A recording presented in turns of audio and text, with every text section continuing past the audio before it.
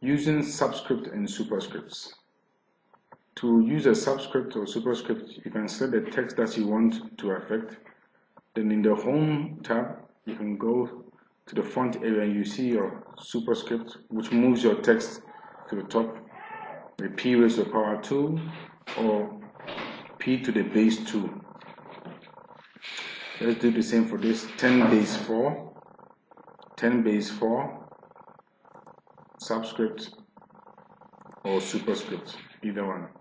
There's also a shortcut key. If you press Ctrl Shift and the plus key, you toggle between superscript and ordinary script.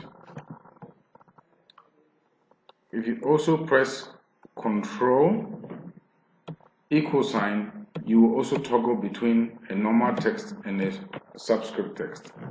So that's how to do subscripts and superscripts.